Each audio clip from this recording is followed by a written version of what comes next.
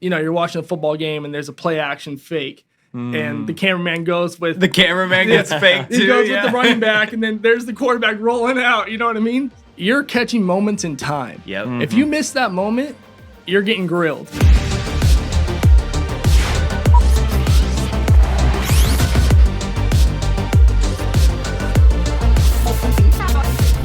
Welcome back to the Rough Cut Club. I am your host, Joey Nkotra, here today with a very special episode. Joining me with my co-host, Mr. Shane Reitzhammer. Shane, how you doing, man? Doing great, man. Excited to be in the podcast today, getting to hear all the great things. All the great things, man. All the great things.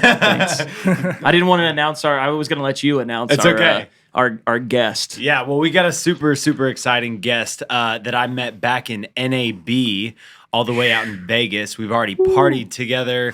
We've torn up Vegas. What happens in Vegas stays in Vegas, other than we got to connect, and now he's joining us here live in the studio in Dallas, Texas.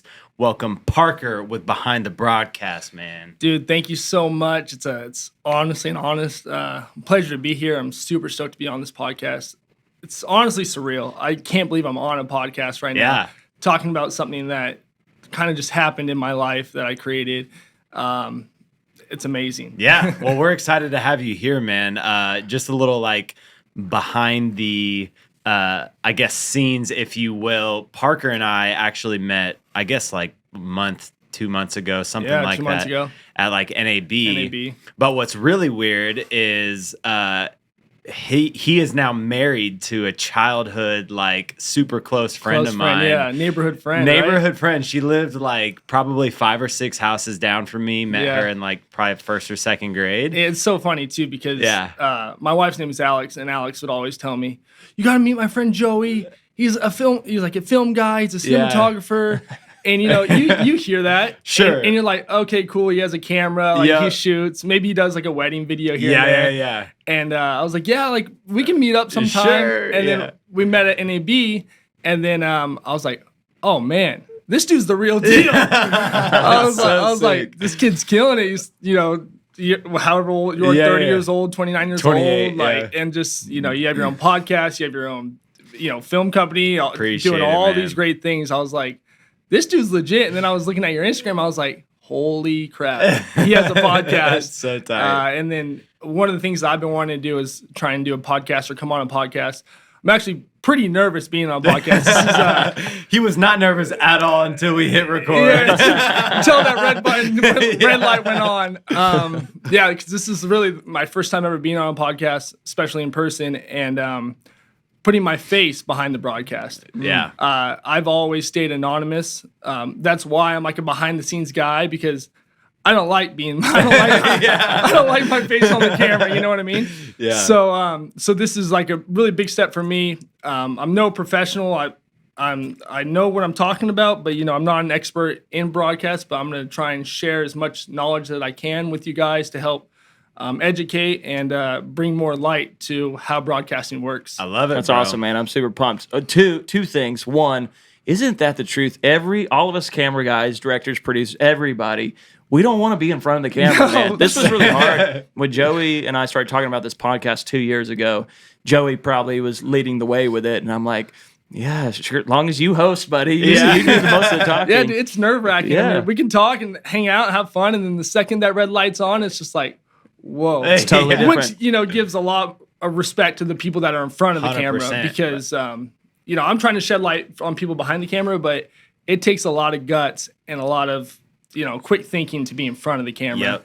And a lot of, per se, balls to get in front of the camera. Yeah. So shout out to everyone that's in front of the camera. But today we're talking about the people behind the scenes. That's right. And it does give the people behind the scenes the appreciation for the people, like you're saying, right? It even helps, as a director, it helps you realize, once you're in front of camera, you go, oh, I realize certain things mess up your flow, or you need that mental space and distraction. There's so many things you learn from being in front of the camera, even though if we hate doing it. I mean, and not to take anything away from this podcast, we're probably speaking to an audience of, I don't know, if my following gets a hold of it, a couple 100,000 people. I was just shooting the U.S. Open last week. There's millions and millions of people watching my camera live, and if I screw up, everyone's gonna know. But that's millions of people. Now I'm in front of the camera and I'm like so nervous for 100,000 people, checking it out. Awesome, bro. So, well, dude, we're thank you for breaking the ice and putting your face in front of the camera. What's funny is I actually struggle with the desire to be in front of the camera, but also behind the camera. You got the good face, man. You got a face for camera. I got a face for radio. Bro. No. But that's actually what got me into filming is being in front of the camera as a skateboarder. Okay. And it's different because it's, I'm trying to capture stuff it's documentarian in a sense, but it's capturing athletics. Yeah. So it's a little bit different, but I grew up being in front of the camera. Okay, yeah. And so I think maybe that's why I'm a little bit more comfortable. But it definitely, when you're acting, acting is a totally different bag. Like in the cinema space, it's like Joey, you're a firstborn child too, right? Yeah. You're the oldest. So of course is there something to that, bro? Yeah, attention. Okay. You gotta show up. Yeah, And I'm a firstborn child too, so maybe that that's helps. it. There you go. Y'all There both you go. can do it. See, I'm a middleborn. I'm like, I'm just getting like slammed in the middle. That's good. I'm sitting between both you guys. It all makes sense. It all makes sense now. Well, dude, we want to dive into your story. And so before you were a super celebrity on IG, talk to me about like intro into your filmmaking journey, man. All right, so it dates back to high school, I guess. Kind of like what we were talking about, being in front of the camera. Every high school has their media class where you do the morning news.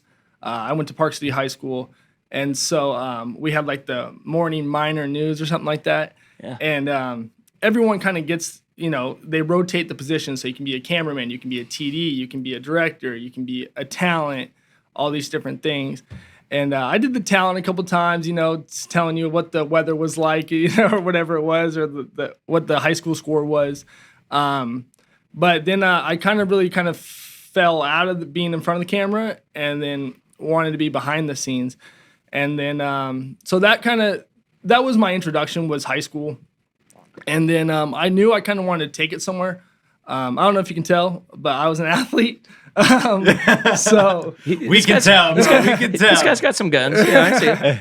No, so I played sports. I played baseball, played football my whole life, and when I realized I wasn't good enough to take it to the next level as a D1 athlete or a professional athlete for that matter, I was thinking, how can I find myself in these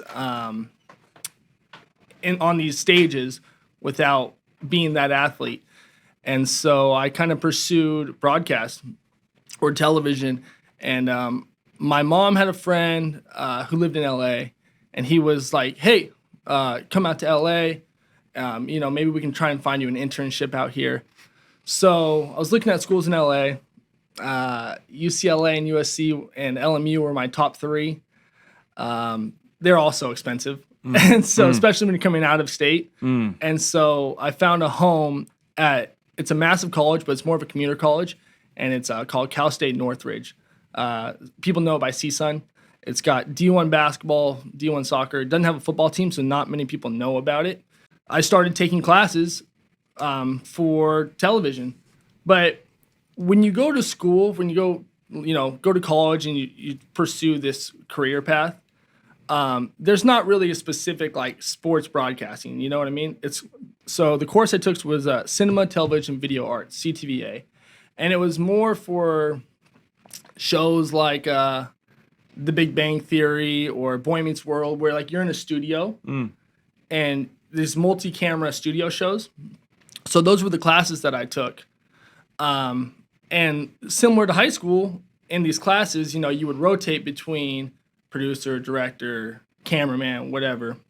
And then you would make these the professor would give you an assignment. Your assignment would be, there's they break up the class of 40 people into 5 different groups or something.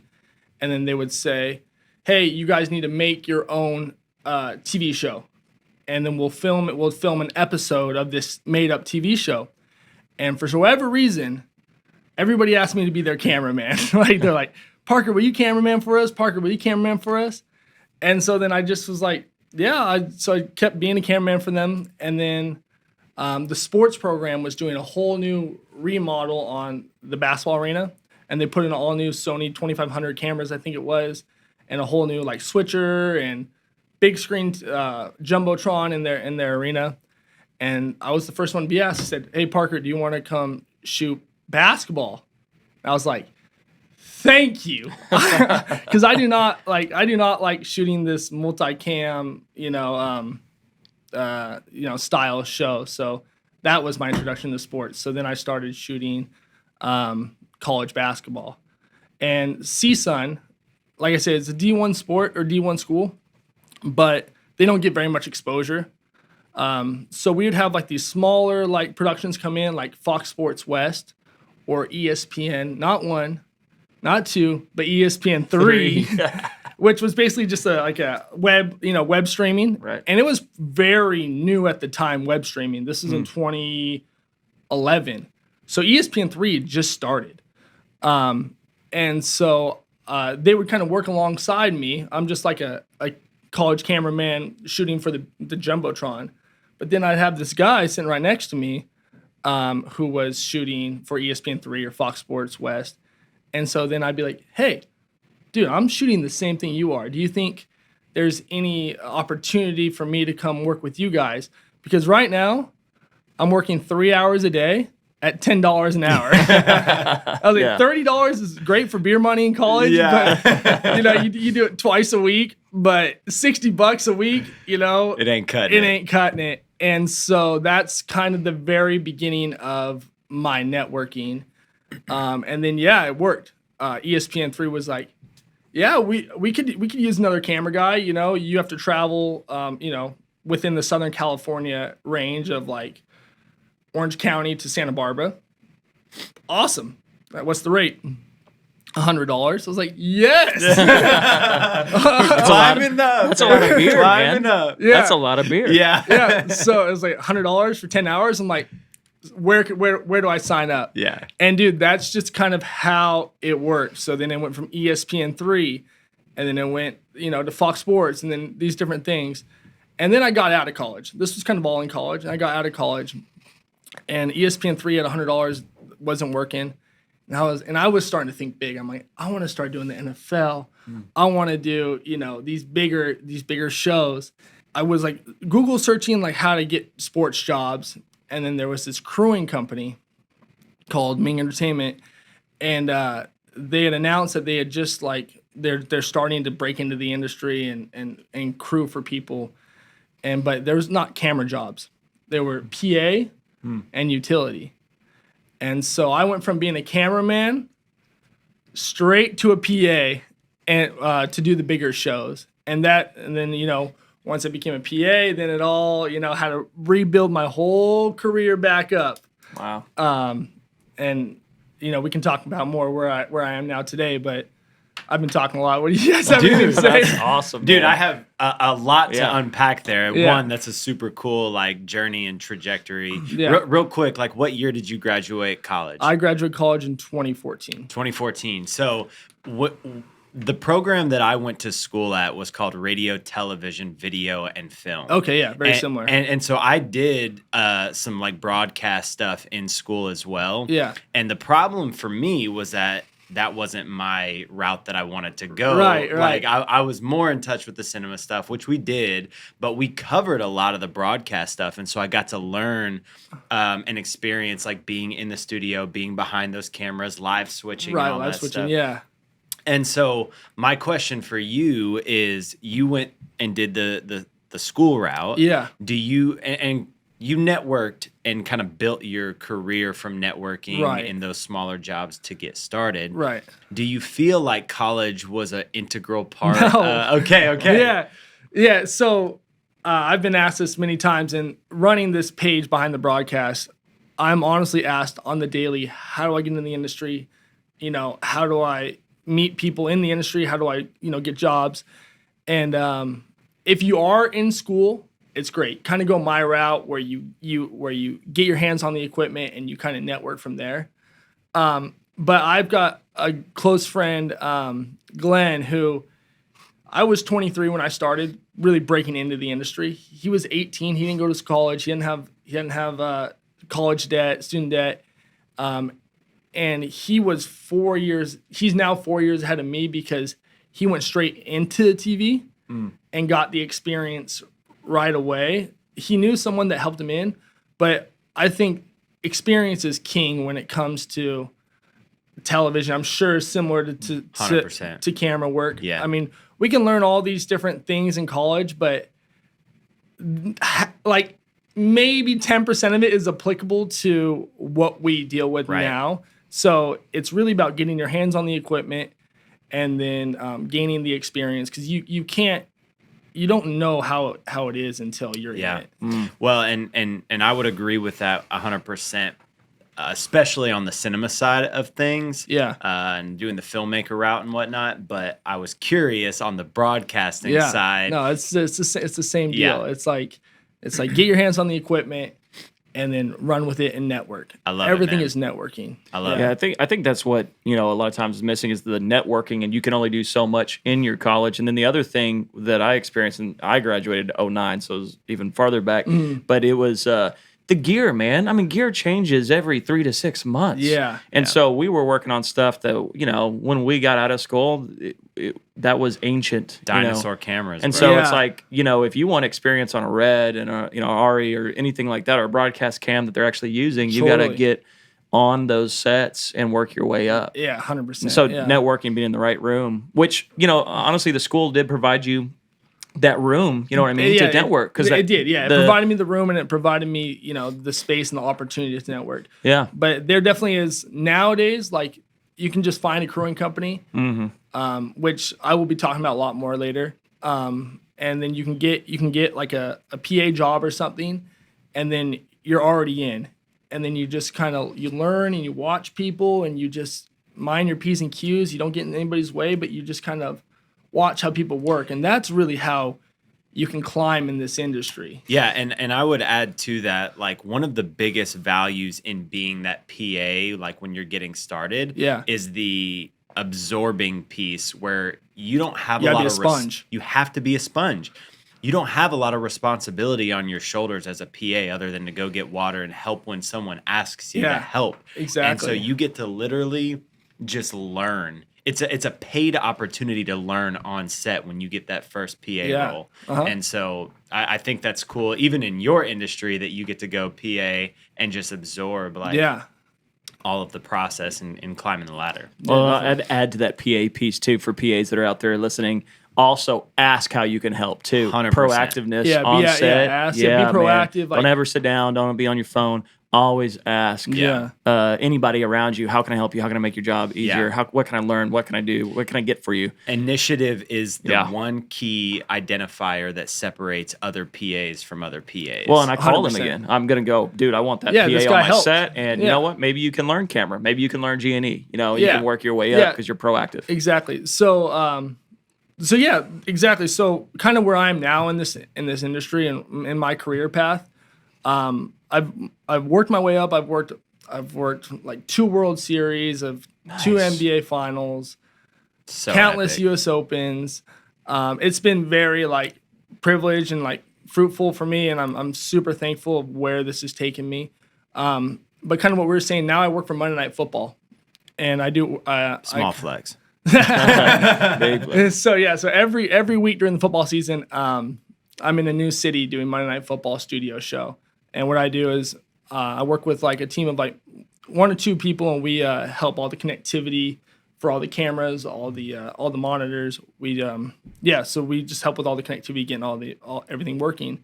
But I also lead the local people that come in and help us, because there's like the way it works is there's a travel crew, a core crew that knows the show, but then they'll bring in extra help that work locally. And so now I'm kind of in a position where when these local people come and help me out, I can say, all right, this dude was good right here, or this female was great right here. I would love to have her, next time we come to town. Or this guy didn't take any initiative, and he sat on his phone the whole time, and I don't want to see him here again. And so, that kind of goes back to what you were saying. It's just like people that are going to take initiative and show passion and respect to like where everyone else is doing, those are the people that are going to make it. Oh yeah. I got a question going back to the college Yeah. thing. So, and I remember like I had like this identity of like, what do I want to do? Like what part of the film process? And you mentioned that everybody asked you to be the camera guy, right? Yeah. So was that always like the vision for you? Like, dude, I love doing camera, or is it like I want to direct, or I like TDing? No, yeah, it was kind of like a self-manifested thing where I did really enjoy being behind the camera because, like when I played sports, when I played football, I was a corner. When I played a corner and a wide receiver. When I played baseball, I was a center fielder. You know what I mean? So I can always been able to read action very well and kind of know what people are doing before they do it. And so I think that's kind of what makes me be kind of good at what I do is because I can anticipate. I'm really good at anticipating things. And I was going to say that is one of the main identifiers, in my opinion, of what goes into really being a broadcast operator is the anticipation. Anticipation is for sure. And it's the same thing in like run and gun filmmaking where as a run and gun filmmaker shooting events or weddings or things like that, you have to be able to anticipate when something is going to happen so that you can capture it when it only happens once. Exactly. And I feel like in the broadcast space, that is the thing that really separates one camera operator from another one. Exactly, yeah. So it's all anticipation. Especially sports, where you have to anticipate where a ball is going to be thrown or hit. Yeah, and that really comes from my sports background. Is like when you're, when you're a fielder in baseball, like you're watching for when that ball, before the ball is hit, you're watching where that ball is going in the strike zone. Right. Because if it's going outside, chances are that ball is going to be hit left. You know what I mean? Mm-hmm. If it's inside, the batter's going to probably pull the ball, so it's going to come left. It's going to go left. Or if you're a free safety or wide receiver or linebacker, you're reading, the quarterback's eyes. You're reading, where the running back is going. You're reading the lineman. So you can use all those different things to help your camera work in live sports because you're catching moments in time. Yep. If you miss that moment, you're getting grilled. You're like, so. Well, especially when they cut to your camera live. Yeah. And like you just miss the shot altogether.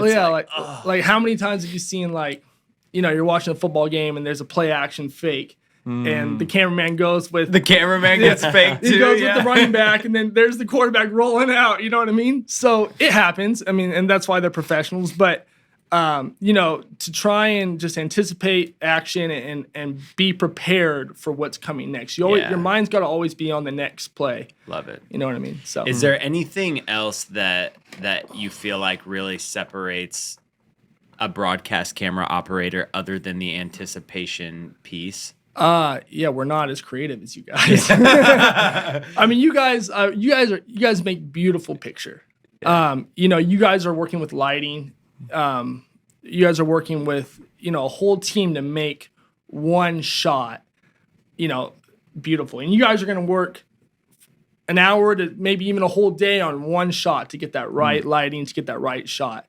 Where in broadcast, we don't have lighting. You know what I mean?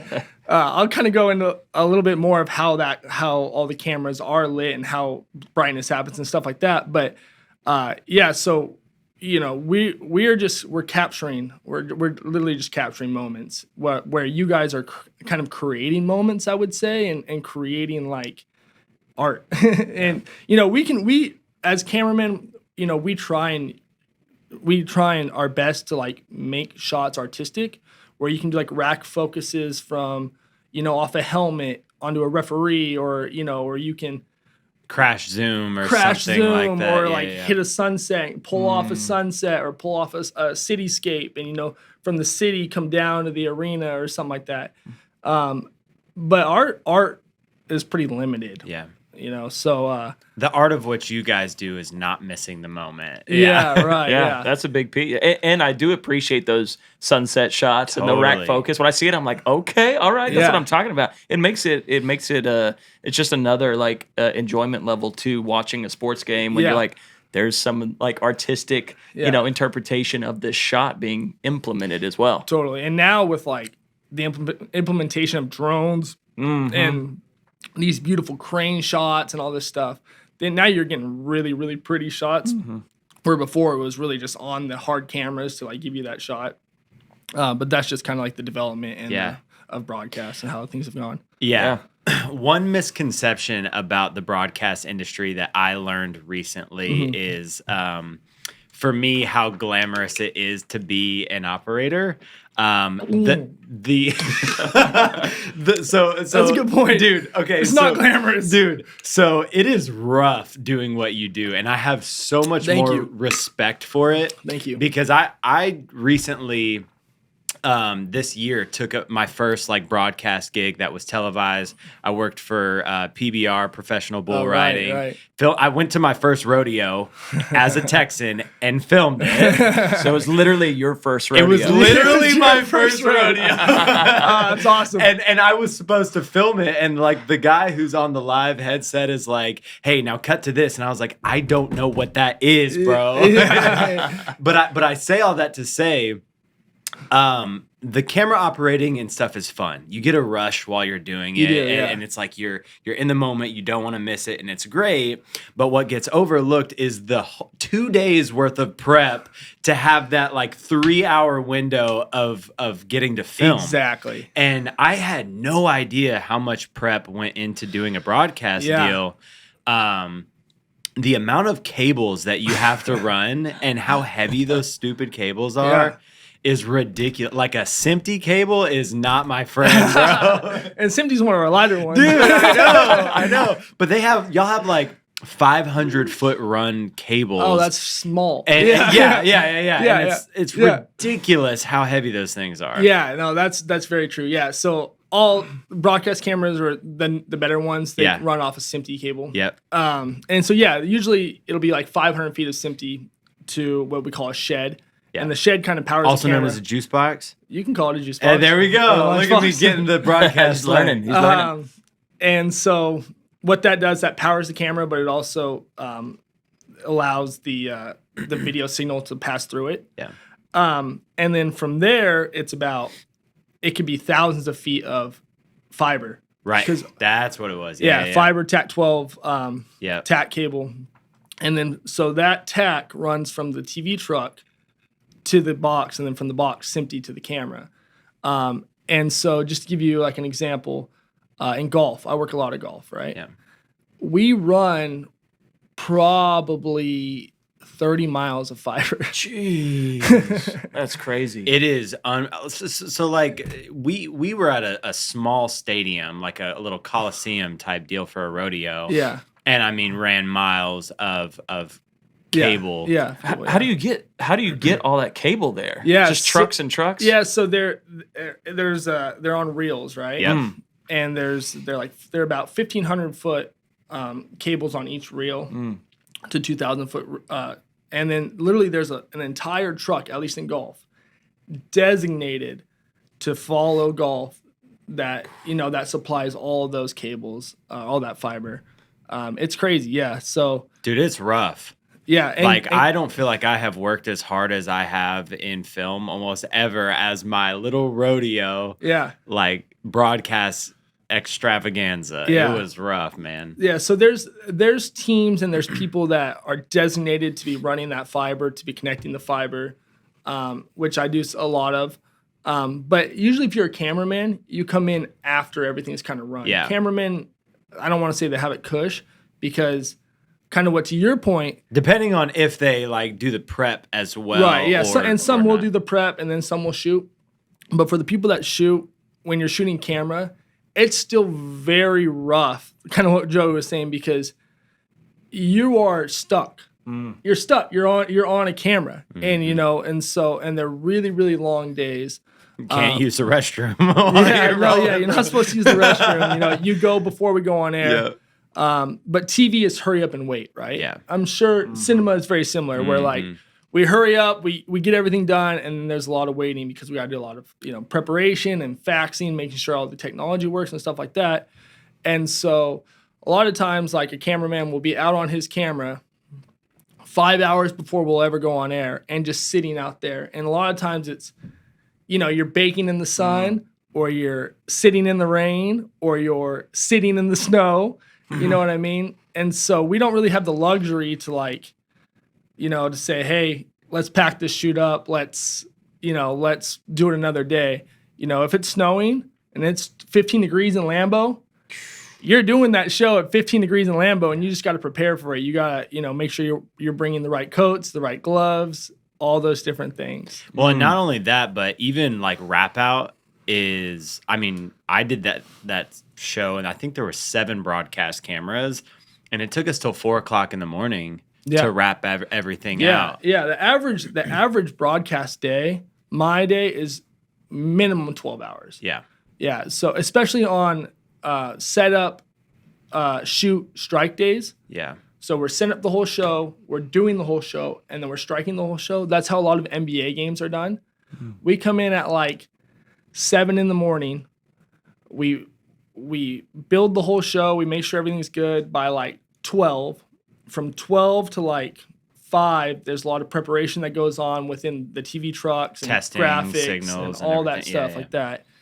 And then it's a 7 o'clock tip off. So by the time tip happens, you've already been there for 12 hours. Yep. So people always ask me, they're like, you must love your job. You're going to all these fun games. Are you watching them? Do you enjoy them? I'm like, I enjoy it, but by the time tip off happens, I want that shit to be over with. Right, right. I want it to be over because I've already been here for 12 hours. Yeah, the overtime is great. and the unions and stuff do protect us for overtime and time and a half and stuff like that. But 12 hours doing anything is just, you're tired. So, and that's when your night starts. And that's when the night starts. Yeah. Pretty much. And so at that 12th hour is like when you really got to kick it into gear. Yeah. And so from 12 to like 15 hour 15, you're just like, that's when you have to be as on as possible though while you're operating. Yeah, totally. Yeah. So when overtime does happen in like actual football or basketball game or something, now I'm gonna feel so bad for all the cam mops because it's like probably hour 18 for them at that point. Yeah. And they're so tired. Yeah. Usually I think it's like about like hour 10 is like usually when we go on air. Oh, okay. Hour 9 or 10. And then we do the show, and then afterwards, we gotta get all that stuff out of there. Yeah. And so you gotta like find another level of energy after that because you can't just be slacking off. And it's almost 24-hour days. Yeah, it's crazy. It's not 24 hours per se, but it's a good like 16, 15-hour days a lot of times for Monday Night Football. Yeah. And so it takes a certain type of work ethic and passion to really, really do it and to do it right and to do it week after week after week. What's the recovery time after? Because I've worked 18-hour days on a film set and then had to like a 4-hour flip and be back on set again for another 15. Rough. And it's hard, man. It that was way back, and I think they've gotten a little tighter on your turns. Right. But what is it like? How long does it take for you to be ready to go for another day? Do you have any back-to-backs? Yeah, so it just depends on the show. If it, like I say, if it's an NBA game and we're doing a full day, we do that game, and then we might not have another game for another 4 days or so. Okay, yeah. But like just doing U.S. Open is the longest days in golf, and so we are on air from. But you're also not doing setup every day. No, you're not. You're one day. And then it's operating. So like the U.S. Open, for instance, they set up for probably 10 days before coming up to the tournament. The tournament's Thursday, Friday, Saturday, Sunday. Sunday's championship day. Yeah. So Thursday, Friday, Saturday, Sunday, everything's already set up, and you just kind of get on your camera, but you're on air from the first tee off to the last group goes in.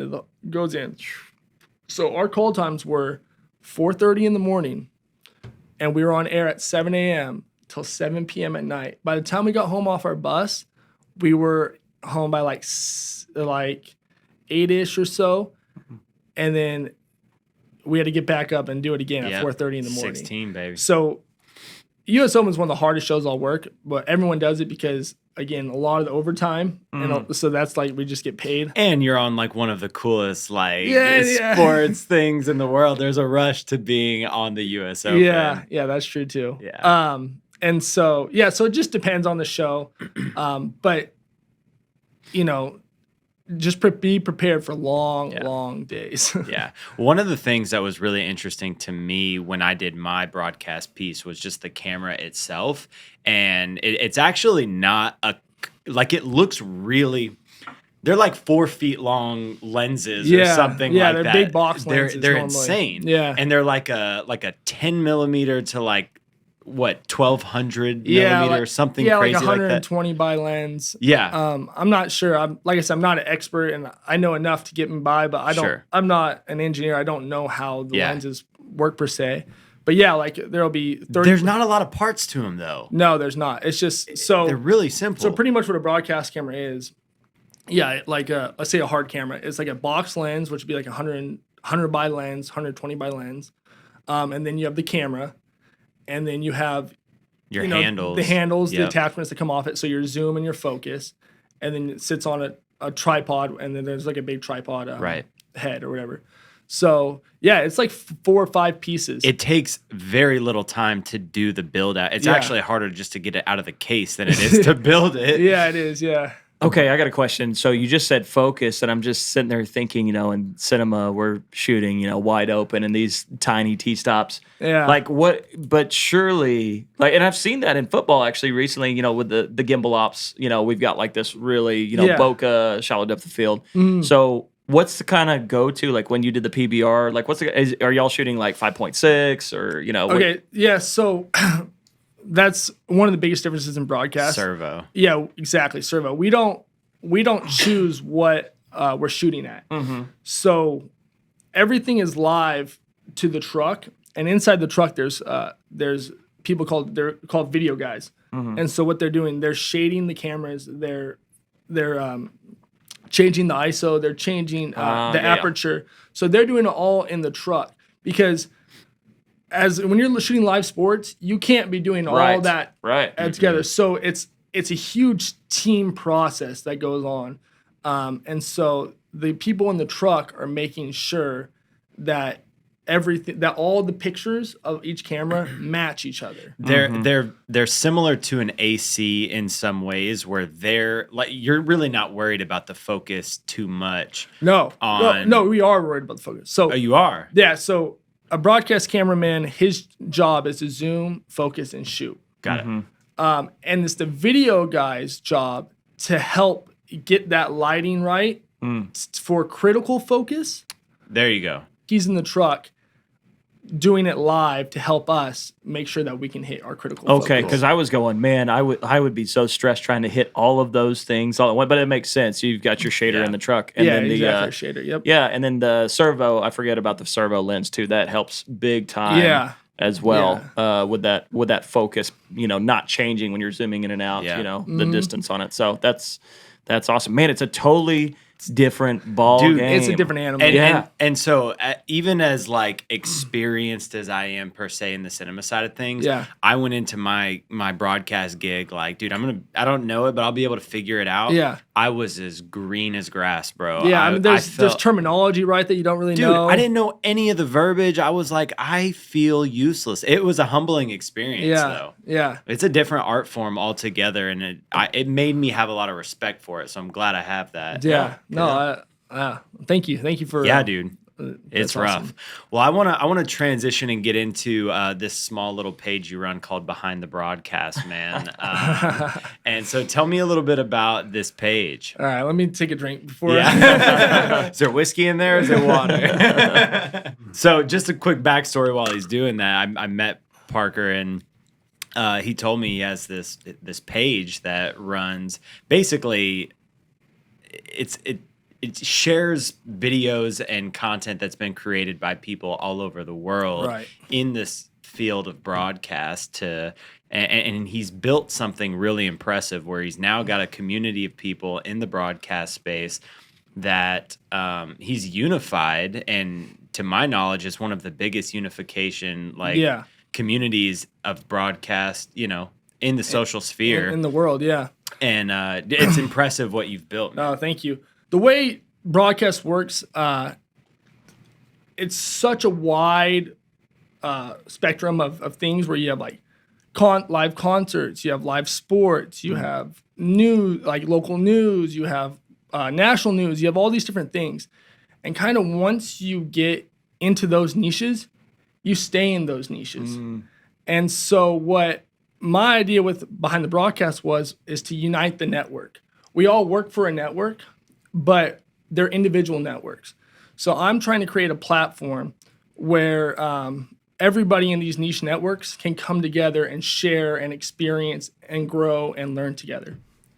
That's awesome, man. I feel like that's like we're very small in infancy right now with the Rough Cut Club, but that's the thing. Like with filmmaking, there's so many silos and niche opportunities in the industry of film and media, right? Even bringing broadcast in with filmmaking, and we've had animators on and stuff. So I love your mission, man. Like that's really cool and very commendable to do that, because it's unification and collaboration and sharing of that knowledge. It's community, man. It's community. That's exactly what I'm building. That's what I've built. I've built a community that everybody kind of sees and learns and wants to be a part of, and works together and shares their stuff. There's a lot of secrets to broadcast, and there's stuff that needs to be kept secret. But at the same time, there's new technologies always coming out. There's new ways of doing things every single day that I think it's good to try and spread to the rest of the broadcast world to help them grow. Yeah, even as someone who's not necessarily in the broadcast space, I joined the community. Yeah, and it's been a cool it's one of my favorite pages that I follow. Yeah, even thank as you. Someone outside of operating, I feel brought into y'all's world where I get to see some of the behind the scenes and cool moments that happen in y'all's industry. Yeah, and that's kind of definitely what I was thinking about when I was creating the page. Because I've been asked, how does your job work? All these different things, but it's really hard to tell and explain. But, it's a lot easier to see through video and through people explaining how it works. And so I thought maybe my page would be very, very niche, where it was just people in broadcast that would, take a liking to it. But it's gotten so big where there's a lot of cinematographer. I'd probably say 60% of my following are camera people, that cinematographers, and people that just find this kind of art interesting that they don't really know about. Which is me. That's the bucket that I fall in. It's that collaborative community, and then looking at some of the posts, and I'm a new follower, so that the 162,000 plus one, that's me. Thank you. I just joined. I'm super stoked to check out the page. It looks awesome, man. Yeah. So how did it get started? So this is how it got started. We all remember COVID. Yes. COVID put a lot of us out of jobs, out of work. Especially in what y'all did, because all live events got all live shut events. down. And what's live events without, hundreds of people coming together to put on these live events. Right. I will say though that there was a season when the events, and it was a small window of time, where the sporting events and stuff still happened, and they had fake fans in the crowd. Yep. I remember the pop-up cardboard people to make it not awkward. You nailed it. Yes. You nailed it. We haven't even talked about this, and you nailed it. I love it. So I was in COVID. I'm like a workaholic. I go kind of crazy if I'm not doing something productive or working and stuff. And so COVID happened in March, and then sports came back kind of in full, July, August of 2021, 2021, right? Yeah, something like that. That was COVID, 2021. So. And so the sports came back, the fans did not. Yes, dude. And so I remember such an awkward moment in time. I was working the U.S. Open of tennis. And this is in August, and it's the finals, the world finals of the championship of tennis, and I'm sitting in this giant arena, and it's completely empty. That's insane. And it's just me. I'm a utility at the time. It's just me. Which, will you quickly explain what a utility is for people that don't know? Sorry. If you don't know what utility is kind of like an AC or a camera assist. But what a utility really does in broadcast, all the cameras are connected by cables for the most part, unless it's RF. So they're connected by cables, And so it's the utility's job to wrangle those cables. Over, under, over, under, over, under. It's the only way to do it. Don't wrap over. Awesome. Thank you. Carry on. So that's what utility does. Utility wraps the cable for the cameraman so he doesn't trip, and he kind of guides the cameraman because the cameraman's in his lens, right? Yep. So I'm a utility on the biggest stage in the world for tennis. And I'm looking around, and there's no fans. There's a lot of cardboard cutouts, though. So weird. And there's like we have virtual fans at the time where people were live zooming in, and they were like, we had like an LED board, and they were like, I don't know if you remember, like little squares where people were like watching, I guess. So I'm sitting there, and I'm like, man, this is so weird. And I created this idea called Sports with No Fans. And I have a network of buddies, close friends that we all work in TV, and I realized, hey, we're the only ones in these arenas.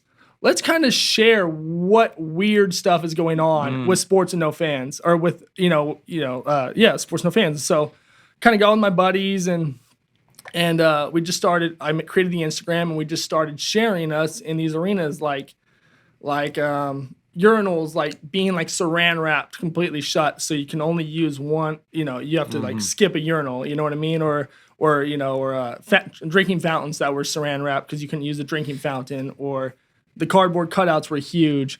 So we just started doing that, and started growing a following. People like thought it was kind of fun, and so I was at like 10 followers for forever, and then it went to like 50, and then went to 100, and then it went to like 1,000, and I was like, wow, this is really cool. And then the fans came back, right? And I did one post where I was like, where I showed a cameraman operating a handheld, and I already had kind of the following, and this went viral, and this was still Sports with No Fans at the time, and so it went from like 1,000 to like 4,000 followers just off that one post because SportsCenter picked it up and reposted it. Nice. And I was like, oh, this is so cool. And then it just went completely dead. And like the fans came back, and I was Sports No Fans. So I'm like, I don't know what I'm gonna do. And so I started like playing with ideas, and I came up with Behind the Broadcast. And so it was Behind the Broadcast for about 2 months, and then I went to work the NBA All-Stars in Cleveland, and this changed everything. So I'm a big believer in you have to take advantage of every opportunity you can get. If when opportunity presents itself, go after it. Don't hold back. Don't be too shy. And so I'm at the NBA All-Stars, and I get caught in a behind the scenes video of House of Highlights. And so I go home that night, and I look at House of Highlights, and I'm like, oh shoot, there I am in the background of a video. And I remembered who had the phone. And so I went to her the next day, and I said, hey, do you run the House of Highlights page? And she said, yeah, I do. And I was like, can I pitch you something real quick? I just want to show you something. And so I showed her what behind the broadcast was, and she's like, oh my God, this is amazing. She gave me her personal phone number, and I was like, I'm going to do a video of this cameraman up top today, and he's got a crank zoom, and he's zooming for the 3-point competition. And I was like, I would love to share it with you. And she said, yes, please share it with me. So I did the video. I shared it with her, and then she reposted it on TikTok. And on the House of Highlights TikTok, it had more views than any of the actual NBA All-Star content that whole week. And so that's when I knew I had something.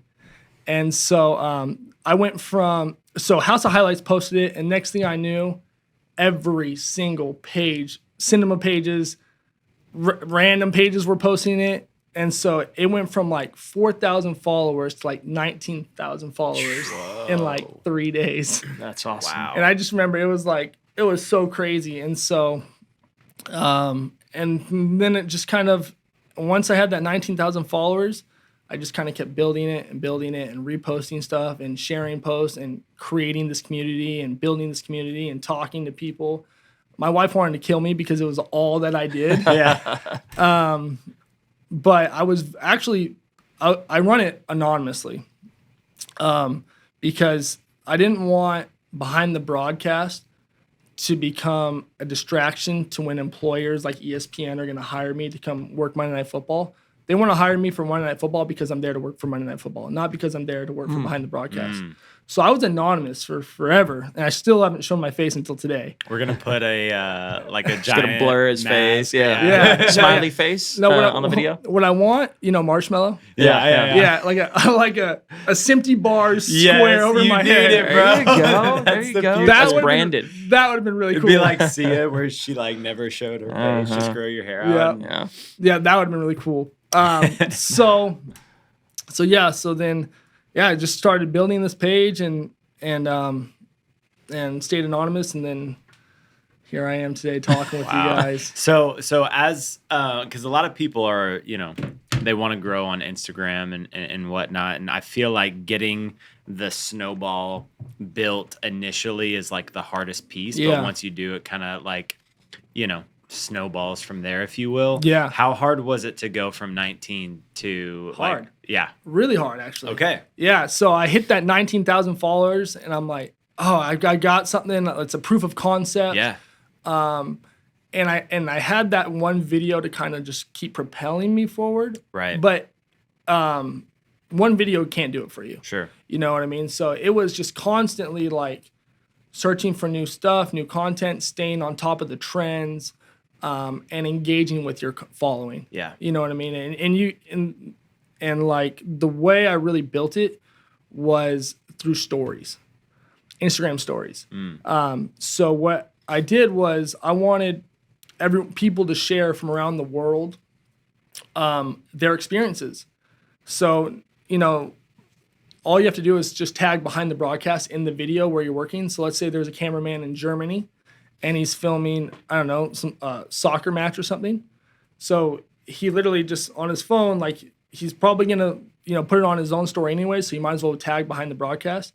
And so he would tag behind the broadcast, then it would come to me, and then I would reshare it on my page. And it's a lot of work to just review all of the people that tag. Especially now. Especially now, it's like almost a full-time job just to curate all the content coming Yeah, your way. every morning I wake up to like at least 20 messages because it's worldwide. Yeah. And so while I'm sleeping, the other side of the world Is is awake and awake, doing stuff. Doing Yeah. stuff, exactly. So I try not to like swamp the Sure. feed with bad stuff. So you have to filter through every video and make sure, okay, this is cool.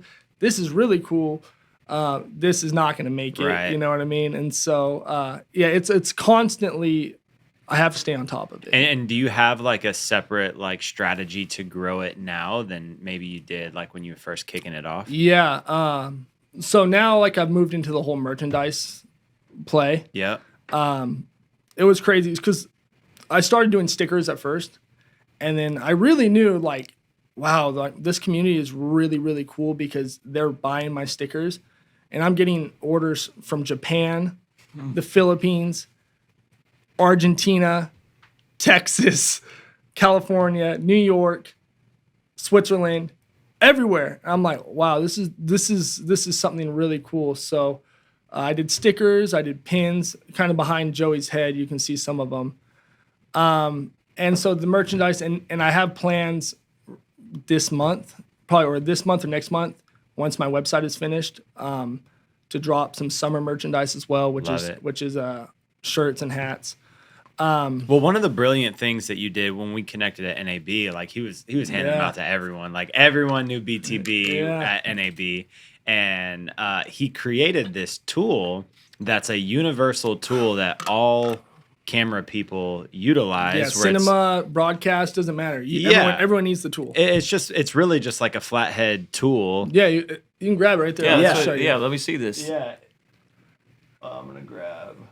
You have a tripod plate anywhere? Yeah, it's really for any sort of tripod plate. That's dope, it's a man. flathead that basically you keep on your keychain that you can always tighten down your tripod You plates. always need that. How many Always. times do you like? Oh, I keep a quarter in my pocket. Keep a quarter. That's exactly what it is. So, right here before this tool, everyone kept a quarter on your pocket. But how often do you not have change on you? Do you not have like Use it for parking, man. Yeah, and you're like, or you don't have your house key. Some people use a house key, but when you use a house key, you strip the screw. Right. Or you can damage the key. Or you can damage the key. Yeah. Then you can't Forget the get tripod plate. I want to get into my house. Yeah, exactly.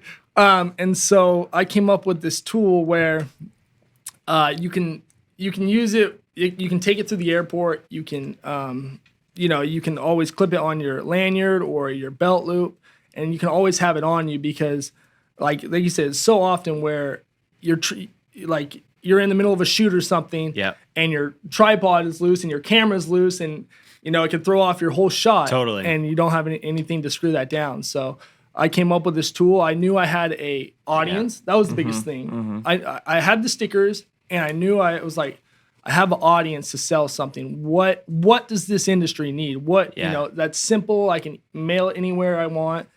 And so I came up with this, and what it is, it's pretty much just, I went to a machine worker, and he cut out 1,000 of these molds basically out of metal, and I designed it so that it fits its exact dimensions of it as an air tag. And so this is a air tag dog collar. And so what I do, I cut out the bottom of it, and then this slips into it like this, because I knew I wanted it to be a keychain. Yeah. Because if it's not a keychain, you might as well have a quarter on you. Right. Yeah. So it's got this nice rubber fitting on it, and then I got these stickers made. I got these stickers made for it, and yeah, there it is, the BTB tool. So I love it, man. Dude. It's awesome too because so I listen to a lot of entrepreneur podcasts. Yeah. How I made this. And so all of them find a gap in the industry that needs to be filled. And it's literally like, I think when Joey actually told me about you and this tool, and I was like, that is the most brilliant thing I've ever heard in the industry. And it seems so simple, but nobody did it. Right. It's so simple. Yeah. It's great, man. I hope you sell 1 million of those things. Yeah. So when I first launched them, I did like $2,000 sales in like 3 days, maybe 4 days, and we're at NAB. Yeah, you were at NAB, and he met me, and he's like, "Bro, I just launched this, and I've already sold like $1,500." Yeah, I was like, day one. I was like, dang. Yeah, it was huge at NAB because, just creating a product blunder of mine. I made the first ones without stainless steel. And so they rusted. Which I have prototype. Yeah. Now I got you another I wasn't going to bring it up, but I was like, my tool rusted, bro. Yeah. But there you go. Exactly. So I handed all those ones out at NAB because I was like, I don't want to sell these. Yeah. Just to get the name out and get the tool out. I'm glad you got a V2 going already, though. Yeah. That's awesome. Yeah. So, So then now, like, I wake up overnight sometimes, and it's like, oh, you have $300 in sales. I'm like, I just made more money than I did in podcast. You know what I mean? Yeah. So it just depends on how hard I push them and I post about them. But dude, they're selling they're brilliant, bro. So where can listeners right now, where can they go get these? Yeah, so you can get these on the website, www.behindthebroadcast.com. Okay. Or just go on the Instagram because, hopefully you already follow the Instagram. Click on my shop and then you'll see it in the shop. It's really simple. Perfect. They're $17.50. Which some people say is a lot, but they're selling like crazy, and it's really worth it. I've lost more quarters than that. Right. That's $17.50 is great price. Yeah, exactly. Yeah. So can we like run a special like 15% off if you use promo code Rough Cut? We definitely can. 100% can. Right, promo code Rough Cut. 15% off on any BTB tool. Love it, bro. That's dope. That's dope. Dude, you have built a community that you should, be super proud of. And it's an honor to just have you here in the studio with us. But just want to applaud you for bringing the camera community together. Oh, thank you, man. One of the things that we're passionate about is really doing the same thing. And we're in our infancy stages of doing that. Yeah. But just providing opportunities like this podcast, like your Instagram page, to unify the community is an important thing that I think helps other people build their careers on. And so you'll never know the impact that you've had on all the individuals just by unifying and inspiring and just bringing enjoyment to. Dude, that's honestly one of my favorite things about Behind the Broadcast is the opportunities that I'm creating for some of these people. Yeah. like, yeah, the money's cool and I'm making a little bit of it, not life changing. Yeah. But it's really, really cool. Like when someone DMs me, or I ran into this kid last year working Monday Night Football. I think I was in Arizona, and he saw I had some stickers. I was handing them out, and he goes, "You're behind the broadcast?" I said, "Yeah. What's up, man? My name's Parker." And he goes, "Man, like you really changed my life." He's like, "I didn't really know what I was gonna do, and I actually found your page, and it's really helped me in broadcasting." And I was like, "Whoa, That's awesome. Like this is like so cool because I'm helping people, and." Be careful what you wish for because it's a grind. Yeah. It's a grind. Right. But if you do it right, you can make decent living money, and it's enjoyable. Like I make my own schedule. I work the shows that I want to work.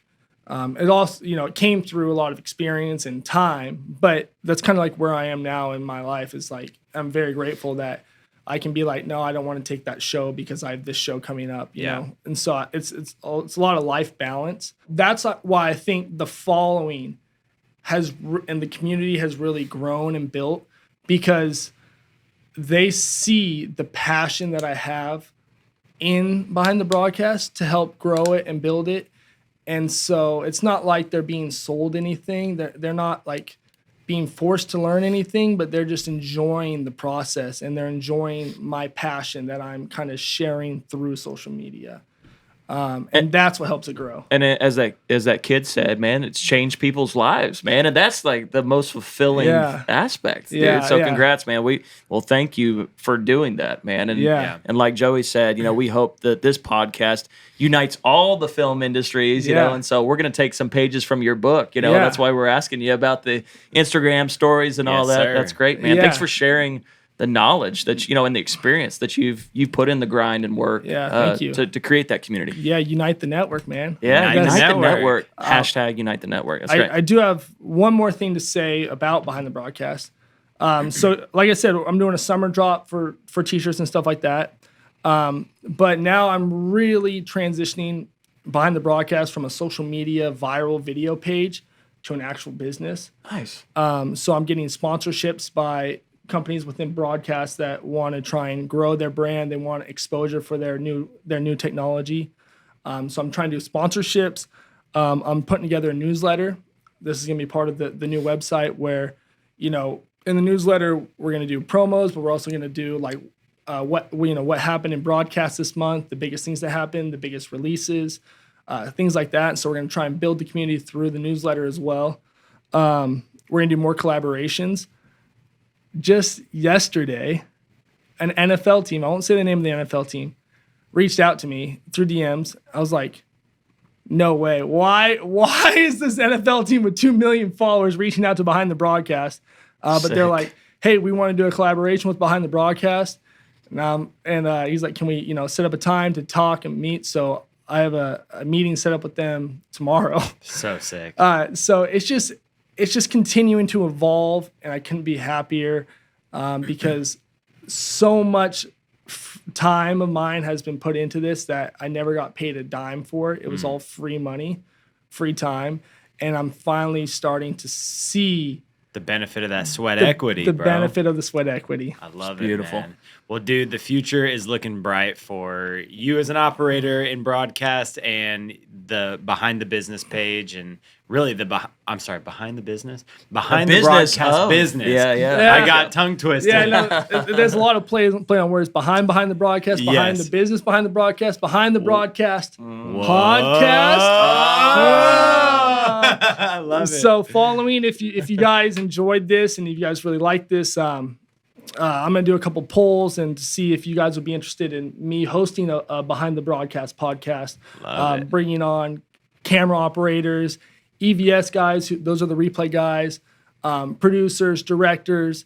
There's so much in broadcast to talk about. So much. And so I would love to try and use my platform to try and spread more of that knowledge by the experts, not just me, because I'm no expert. Yeah. I know enough about everything, but I'm not an expert in anything. I love it, man. Dude, you got my vote. I would definitely listen and tune in for that podcast. Yeah, bro. That sounds awesome, man. Thank you. I'll be watching for the poll. Yeah, man. Well, there's 5 questions that we ask every guest before we wrap them out, All right. and I wanna jump into them. You don't know them in advance, but in your career, if you could go back and do one thing differently, what's something that you would do? I couldn't even read that question. I was trying to improvise it. I'm like, didn't even What's say something the I would do question. differently? Let me try reading it this time. Okay. What is one thing you would do differently if you could do it all over again in your career? I'm a big believer in everything happens for a reason. In our trials and tribulations and our F-ups, make us a stronger person. But maybe it might just go back to the beginning of my career when I was pretty cocky and thought I was the shit for the most part because I was working for Monday Night Football as a runner, as a PA. And I think I may have partied a little bit too much and I slacked off. I wasn't fully invested in the job. Had I been invested in that job, I'd probably be a producer right now or something because that's kind of that path of runner. Like when you're a production runner, you go production runner to production coordinator and all these different things.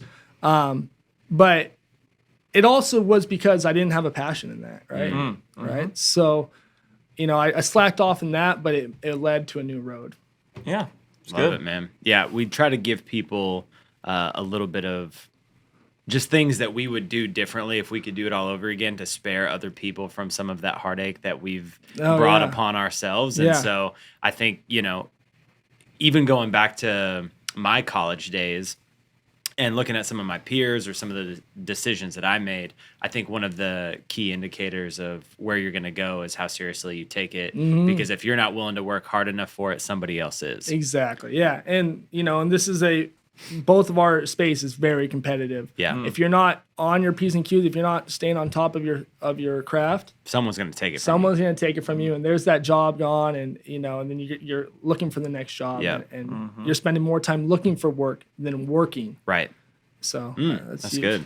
I'll ask the next one since you had trouble reading. So stab. What excites you the most about the current film industry or market? Dude, I mean, just the technology, obviously. With artificial intelligence and this whole new movement of 4D and VR and all these different things. Who knows how we're going to be watching video in 5 years from now, 10 years from now? I mean, we might all have, we might all be wearing, the Apple goggles. The Apple goggles, right? Yeah. Please no. So I'm most excited and scared for that because it's going to change our craft completely. Piggybacking on that, how has AI made a splash in your industry? Because I know how it's affected ours, but what's it done for broadcast? AI really hasn't done much in broadcast. Okay. Not yet.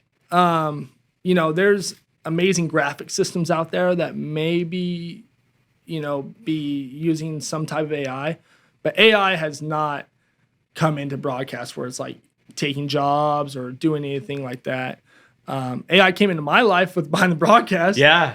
I went to college, but I'm not the greatest writer. So ChatGPT, baby. When I've got these important emails to write to these companies that want to do sponsorships, I'm like, all right, ChatGPT, this is what I want to do. Yeah. Let's check it out. Let's revise it. Let's work it out. But honestly, it's helped tremendously, and I'm not ashamed to say that. Yeah. We use the technology. Yeah. I mean, we did an episode before this where it's something to leverage and not be afraid of. And so if you can use it as a tool in your tool belt, I mean, more power to you. Yeah, exactly. Next question is, what is one piece of advice that you can give to filmmakers trying to grow in their craft or their business? I love it. The number one thing to me is stay passionate, show you want to be there. Show up on time. It is not hard to show up on time. And at least in broadcast, I'm sure it's very similar to you guys. 60% of being a good broadcast worker is showing up on time and showing up with the right mindset. You're not drunk or hungover, like, you think, or high. You think it's like such an easy concept, but it is probably the number one thing that separates the good workers from the bad workers is showing up on time. Yeah. And if you're not early, you're late, right? Yeah, Yes. 100%. 100%. Yeah. Dang, dude. Yeah, it's definitely very similar. And don't No. turn down work unless there's a good reason for it. Don't turn down work because you don't want the job or you don't want to do it. I'm fortunately enough, like I'm kind of in a position in my career where I can turn down work, but it's because I have work coming up and stuff like that. But when you're getting in the industry, Yeah. or when you're getting on shows like or different gigs for you guys, take every single gig you can get because you never know where that gig is going to lead you, and you never know who you're going to meet on those gigs. Yeah. Preach. Couldn't Yep. say it better if I wanted to, man. Some of the best opportunities in my career, or people that I have met that have helped elevate my career, have came from gigs that I didn't want to take. Exactly. Yeah, very true. Where are we as an industry headed in filmmaking or broadcast right now? And what should we be focusing on? Oh man. I mean, you and I were both at NAB. Yeah. Everything just seems to be cloud-based, and everything is becoming simpler and simpler and simpler. So I think it's just really knowing your craft and evolving with that technology. Like GoPros are doing, most of the things that, your normal camera used to be able to do. You know what I mean? They're shooting at 4K. They're shooting at 120 frames per second or whatever it is. You know what I mean? Yeah. And so I just think it's, and there is going to be a desire for people that do know the older stuff as well. Mm-hmm. So it's just like, I don't know, I think maybe just like staying within yourself, within your craft, but also evolving with some of that technology. Yeah, there you really have, as fast as technology is moving nowadays, it's really easy to get left behind. Especially like in our line of work, like cameras are coming out every few months. Yeah. We have new lens companies on the rise. We have new tools that are making our job easier. Right. New ways of distributing films that are getting easier. And so like being on the forefront of learning that tech Totally is going to keep you relevant in this industry. Yeah, exactly. You have to stay relevant. If you're not relevant, you're going to get left behind. Yeah. Who is one filmmaker that you admire and why? One filmmaker that I know you're in broadcast, so it's different. But yeah. is So there... this is not going to have anything to do with art. Sure. It's actually an opportunity that has been presented to me in the last couple of weeks, where Michael Bay reached out to me. Well, Michael Bay and his partner, they have a company in Santa Monica that helps influencers and professional athletes and people like that help grow their brand. And they have like a whole new idea of where television and video is going, where like they want to try and start, I don't know, like a revolution, I want to say maybe, or like where you buy a video, like let's say someone has to pay for this content, this podcast, but it's paired with a t-shirt or a BTV tool or something like that. So they're trying to create like this network, and they're actually writing me up a proposal right now. I haven't agreed to anything yet. But that's kind of like where they're going, is paired merchandise with content. And so Michael Bay is the owner of the company along with this other guy. And so, like I said, it doesn't have any art, no creative, but I respect Michael Bay, for, having that opportunity for me, maybe. I love it, bro. No, that's super cool. Well, filmmaking is it's the balance of art and business. It really is. So I see, that is somebody that I love the business side of it. I love the art and the business side, but that's really cool that an artist, and you're an artist yourself, and that, maybe there is this new movement on the business side, right? Exactly. And that's exciting to be a part of. Exactly. Yeah. So I'm kind of I may be on the forefront of that. That's awesome. Which could be, it could open up some huge doors. But other than that, who's the director that it's like been like a trendy thing, like where like everything's perfect and it's like really pretty. Wes Anderson. Yeah. There you go. I like Wes Anderson just because I love, it's very like, it's just so Symmetrical. Symmetrical, perfect. Yeah. He's an auteur for sure. Very unique. One of my best friends, Patrick, he just did he had a wedding in Greece that we went to, and he went from like Greece, like Spain, to a couple different other countries, the Amalfi Coast, and he did a full Wes Anderson. I love it. Like thing. Dude, that's so and epic. it turned out so good. Patrick, you killed it on that one. So awesome. So I like Wes Anderson. I love it, bro. Well, bro, thank you so much again for your time coming into the studio, dropping gems all day long. We commend you on what you're doing in the film industry, unifying just the broadcast space and bringing guys who are not in the broadcast space together as well. Yeah. So thank you again for your time today, and we appreciate you coming out, man. Thank you, Rough Cut, for having me, man. It was a true honor. Like I said, this is my first time ever doing something like this. First time being in front of the camera, putting my name in front of behind the broadcast. I hope I didn't make myself look like an idiot. But dude, it's just an amazing experience, and hopefully, we can come back. I can come back on again, and we can do a follow up. And let's do it. And I mean, your guys' platform is awesome as well, and it's going to continue to grow. Don't get discouraged, like if you're not getting the views you want, because it just takes one interview, it takes one viral video to go nuclear. Yeah. And then it's fun after that. I love it, bro. Well, we appreciate the encouragement, the love, and again, you just coming out and taking time to do this. So this has been a really awesome episode of the Rough Cut Club. Thank you again for tuning in, and we will catch you on the next episode. Thank you.